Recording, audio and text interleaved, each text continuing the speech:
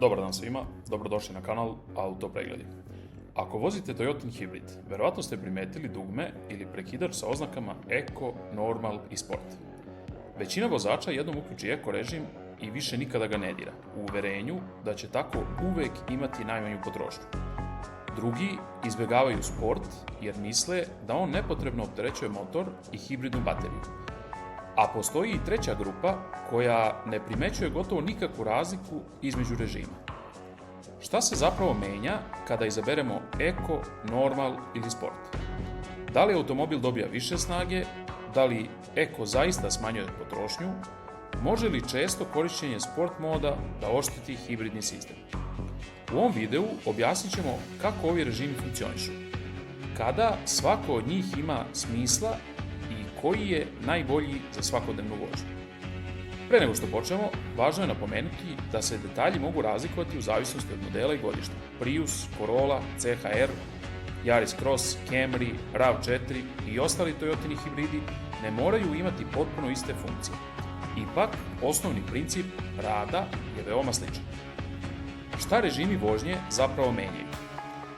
Prva i najvažnija stvar jeste da Eco, Normal i Sport uglavnom ne menjaju maksimalnu snagu benzinskog motora, elektromotora ili kompletnog hibridnog sistema. Ako vaš automobil raspolaže sa na primjer 140 konjskih snaga, on u Eco režimu ne postaje automobil sa 100 konjskih snaga. Kada dovoljno snažno pritisnete papučicu gasa, sistem će vam i dalje omogućiti punu snagu. Najveća razlika je u načinu na koji automobil reaguje na pomeranje papučice gasa.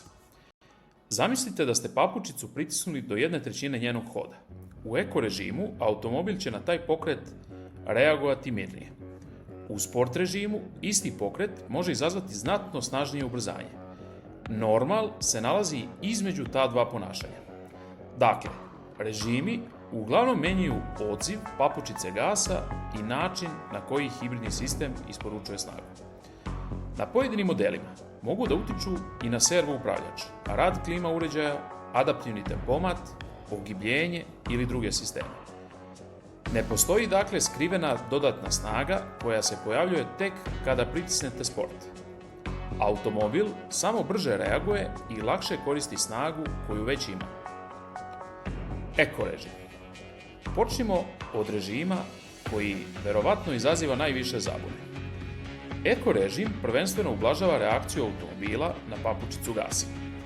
Prvih nekoliko centimetara njenog hoda postaje manje osjetljivo, pa je lakše krenuti nežno i održavati ravnomerno ubrzanje. Kod hibridnog automobila ovo može biti veoma korisno. Nagli pokreti papučice često traže veću količinu energije i ranije uključivanje benzinskog motora. Kada je reakcija smirenija, vozaču je lakše da ostane u ekonomičnom području hibridnog pokazivača. Na mnogim Toyotinim modelima Eco režim utiče i na klima uređaj.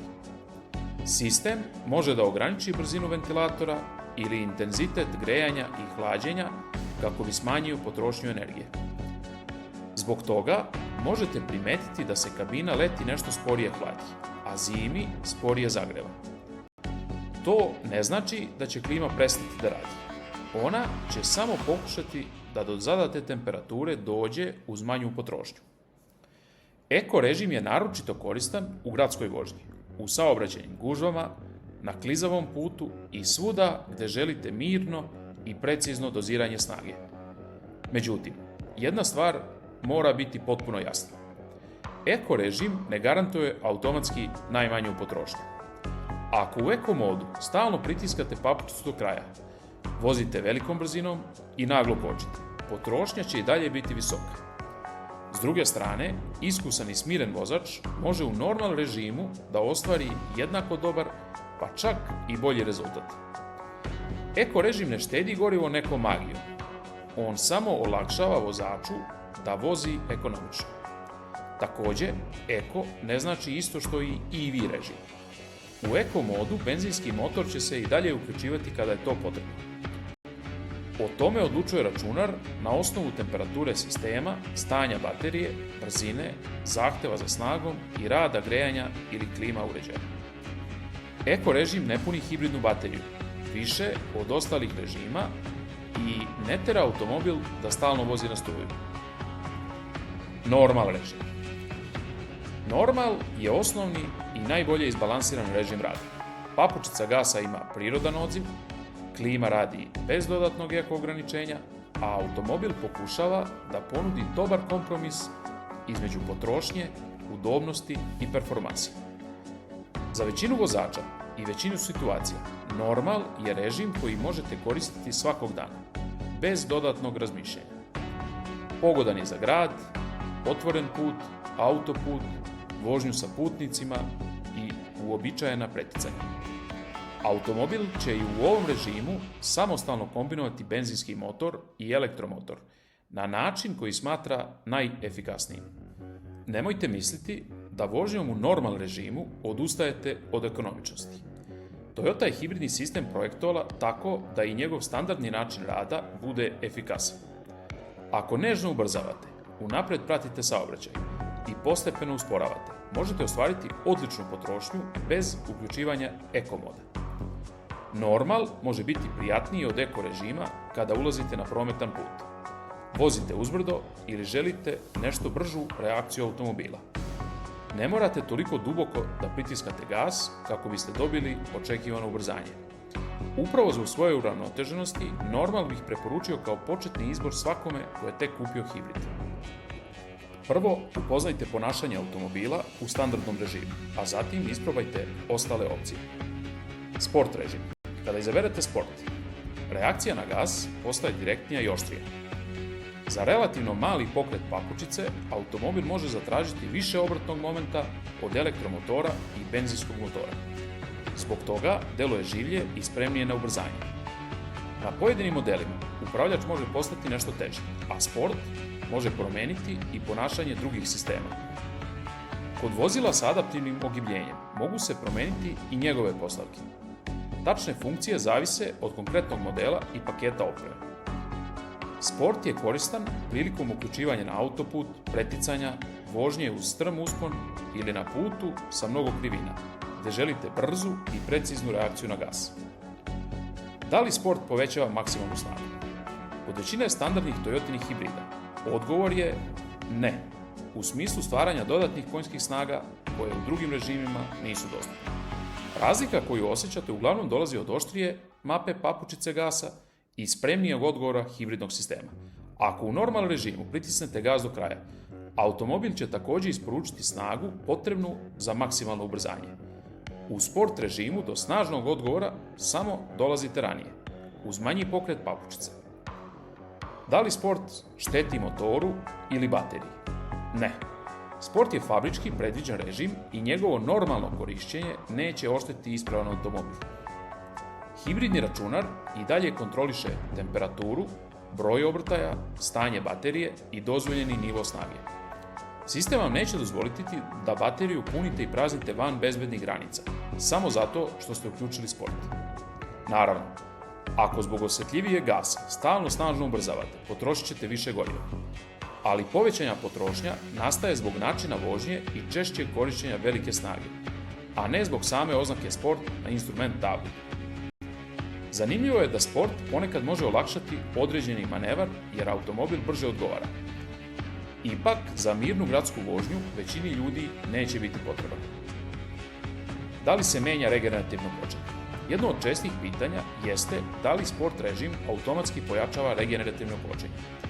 Kod nekih automobila i pojedinih konfiguracija režim vožnje može uticati na osjećaj usporavanja. Međutim, kod Toyotinih hibrida ne treba generalno pretpostaviti da sport uvek znači znatno snažniju regeneraciju. Količina regenerativnog kočenja zavisi od brzine, pritiska na kočnicu, stanja i temperature baterije, kao i od mogućnosti sistema da u datom trenutku prihvati energiju. Bez obzira na izabrani režim, najbolji način da iskoristite regeneraciju jeste da unapred pratite saobraćaj i počnete da usporavate postepeno. Kada naglo pritisnete kočnicu, automobil će po potrebi uključiti i klasične frikcione kočnice.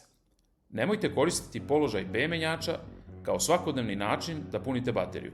Kod većine Toyotinih hibrida B je namenjen pre svega dodatnom kočenju motorom na dugim i strmim nizbrednicama. Za normalnu vožnju koristite se položaj D.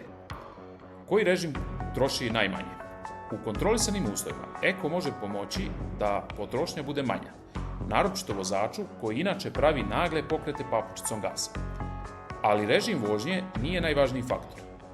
Na potrošnju mnogo utiču brzina, temperatura, dužina putovanja, pritisak u pneumaticama, rad grejanja, broj putnika, konfiguracija terena i naravno stil vožnje. Na kratkoj zimskoj relaciji benzinski motor mora da se zagreje i obezbedi toplotu za kabinu, pa ni Eko režim ne može da napravi čudo. Na autoputu je otpor vazduha presudan, a razlika između vožnje od 110 i 140 km/h može biti znatno važnija od razlike između Eko i normal režima. Ako želite najmanju potrošnju, ubrzavajte odlučno, ali ravnomerno. Zatim, održavajte stabilnu brzinu. Gledajte dovoljno daleko ispred automobila kako biste mogli ranije da pustite gas i postepeno kočite. Ne pokušavajte po svaku cenu da zadržite automobil u EV vožnji veoma sporim ubrzavanjem. Energija u bateriji nije besplatna. Nju je prethodno proizveo benzinski motor ili je vraćena regenerativnim kočenjem. Važna je ukupna efikasnost putovanja, a ne samo broj sekundi tokom kojih svetli EV indikator. Praktična preporuka. Koji režim, dakle, treba koristiti? Za gradsku vožnju, opuštenu vožnju i lakše kontrolisanje potrošnje izaberite Eko. Za svakodnevnu vožnju, kada želite najbolji balans udobnosti, odziva i ekonomičnosti, koristite normal. Za uključivanje u brzi saobraćaj, preticanje, vožnju uzbrdo ili situaciju u kojima želite oštriji odziv, slobodno uključite sport. Režim možete menjati tokom vožnje. Nema potrebe da zaustavljate automobil, osim ako uputstvo za vaš konkretan model ne navodi drugačije. Takođe, nema problema da jedan deo putovanja vozite u Eko, zatim pređete u sport zbog preticanja i posle se vratite u normal. Upravo tome izbor režima i služi. Možda ste primetili da do sada nisam spomenuo EV mod. Razlog je jednostavan. EV nije klasičan režim vožnje poput Eko Normal i Sport moda. On ne služi prvenstveno za promenu odziva automobila, već omogućava da se vozilo, kada uslovi to dozvoljavaju, kratko kreće isključivo pomoću elektromotora. EV mod je koristan za tiho pomeranje automobila po dvorištu, izlazak iz garaže, traženje parking mesta ili vožnju veoma kratkom deonicom pri maloj brzini. Međutim, pošto standardni Toyota hibrid ima relativno malu bateriju, ovaj režim nije predviđen za dužu električnu vožnju. Automobil može da odbije uključivanje EV moda ili da ga automatski isključi ako je baterija nedovoljno napunjena, ako je hibridni sistem suviše hladan ili zagrejan, ako snažnije pritisnete gas, povećate brzinu ili je potrebno uključivanje benzinskog motora zbog grejanja i drugih zahteva sistema. Važno je da je i EV mod ne treba forsirati radi manje potrošnje. Struja u bateriji prethodno je proizvela radom benzinskog motora ili vraćena regenerativnim kočenjem. Ako bateriju namerno ispraznite, benzinski motor će kasnije morati da češće radi kako bi sistem uspostavio odgovarajući nivo napunjenosti. Zato je tokom svakodnevne vožnje uglavnom najbolje da dozvolite hibridnom sistemu da sam odlučuje kada će koristiti elektromotor. Toyota može voziti samo na struju i u Eko, Normal ili Sport režimu, bez ručnog uključivanja EV moda. EV dugme posmatrajte kao praktičnu opciju za kratko, sporo i tiho pomeranje automobila, a ne kao način da običan Toyota hibrid pretvorite u potpuno električno vozilo. Koji mod vi vozite? Pišite u komentarima. Da rezimiramo. Eko, Normal i Sport ne pretvaraju automobil u 3 potpuno različita vozila. Oni prvenstveno menjaju način na koji hibridni sistem reaguje na vaše komande.